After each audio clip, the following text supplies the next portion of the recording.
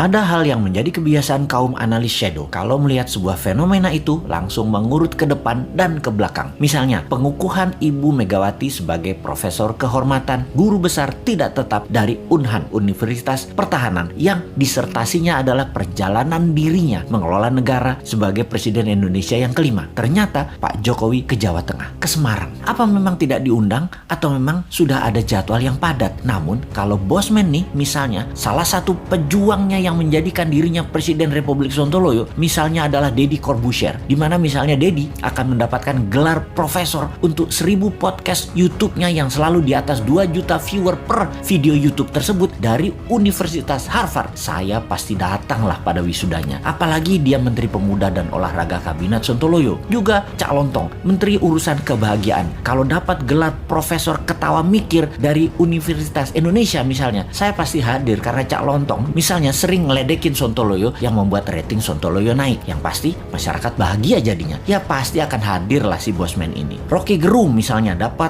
gelar Profesor Akal Sehat, juga Menteri Pendidikan dan Budaya Akal Sehat, pasti Bosman hadir. Namun di acara Ibu Megawati dikukuhkan sebagai profesor, mudah-mudahan memang Pak Jokowi tidak diundang seperti Pak Ganjar gak diundang di acara PDIP Semarang gitu ya.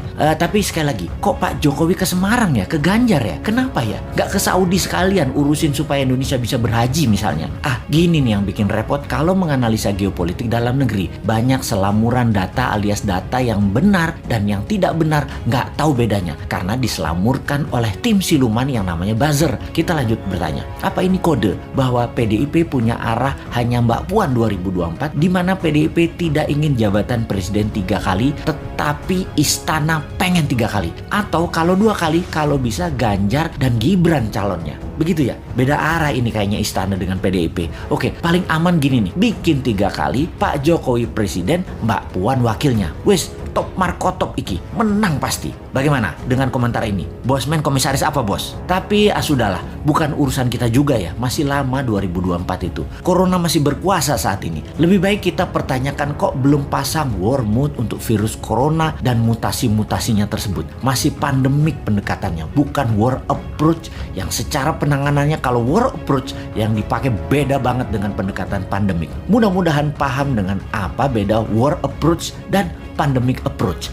Jangan sampai nggak paham pejabatnya. Karena memang bahaya mengangkat pejabat yang nggak ngerti bernegara. Ngertinya ngumpulin massa untuk mempopulerkan seorang tokoh, lalu dapat gaji bulanan sebagai pejabat publik. Kaum New Mind banyak mengingatkan bahwa coronavirus bukan nature-made disaster atau bencana alam, tetapi man-made disaster. Sebuah petaka ciptaan manusia. Berapa kali kita jelaskan bahwa virus ini diperkaya di laboratorium biologi. Berapa kali kita informasikan bahwa di tahun 2017, 2018 tes tool COVID-19 sudah terjual habis bahkan sebelum virus disebarkan. Sudah lebih dari 6 kali video dan tulisan Bosman di berbagai sosial media di take down begitu menggunakan istilah nama strategi untuk menyelesaikan COVID. Mungkin video ini pun akan terkenal lagi di take down karena akan membuka rahasia dengan code name White Dragon dan Black Dragon. Begini sahabat, apa itu White Dragon dan Black Dragon? Sebentar, gue celingukan lihat kiri kanan ngecek ada shadownya globalis sama shadownya Black Dragon nggak nih di WC jongkok gue yang lagi mengupdate status.